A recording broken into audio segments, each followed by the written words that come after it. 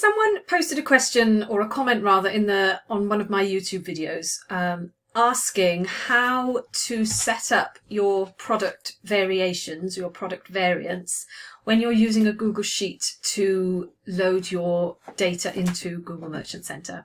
So in this short video, I'm going to show you exactly what you need to do to get those product variants set up in your Google Sheet for your Google Shopping campaigns.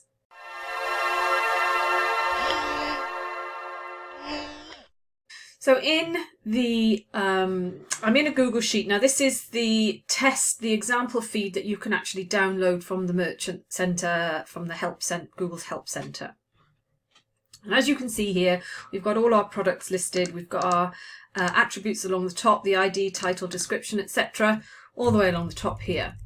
And what we've got in this list here, these two products here, the Cotton Rich bootcut jeans, we have two variations of the same product. So we have the standard, we have the size 8 standard and the size 8 tall. So these need to be entered as product variants. And so what you're going to do within your feed file is add the attribute group, item group ID. Okay. Now you assign an item group ID. This can be anything that you can assign anything, but it must be unique to this attribute. You can't use like a SKU that you've already got as a SKU in a product. If you'll notice, I think in this one they've used the individual SKUs have this CLO 29473856 with the -1, -2, and what they've used for the item group ID is just the basic, this CLO reference number here. So that's fine as long as the item group ID is not exactly the same as one of these. So that's all you need to do, is add this as an extra column, and as long as you have the same item group ID in each of these lines for each variation of your product, then Google will know that that's a variation of a product. Now there is this one thing that you have to remember when you are doing this, is if you have to have the attributes that describe the variant, if you see what I mean.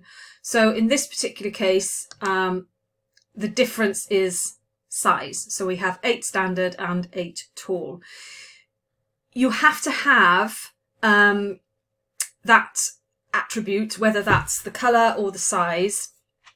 You have to have that also included for that particular product, otherwise this won't work. So you couldn't just, if you didn't have this, if that size attribute wasn't part of the feed, you just had your jeans, adult jeans, female in navy, and they were both exactly the same, apart from the title. So if you just had the title where you had size 8 standard, size 8 tall, and then just added your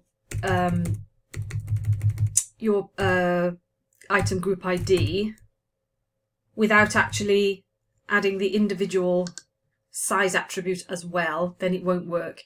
You have to include the options under the variant and under the attribute that is the difference in the two variants, if that makes sense. So if you've got a size 8 in blue and a size 8 in red, then you have to have the color red and blue to define which of these, to tell Google which of these is the red and which of these is the blue, that relate to the item group ID. Okay, so I hope that makes sense. If you download, as I say, this is the example feed from the support center. So if you download this, then it's quite, it shows you exactly what you need to do, and you can just kind of copy that across into yours. So hopefully that is helpful, but that is, if you're doing this using a spreadsheet or a Google Sheet, that is how you define variations of the same product inside your product feed. Okay, hope that helps. If you've got any questions, please do leave a comment. Don't forget to subscribe to the channel, and I will see you in the next video. Take care now. Bye.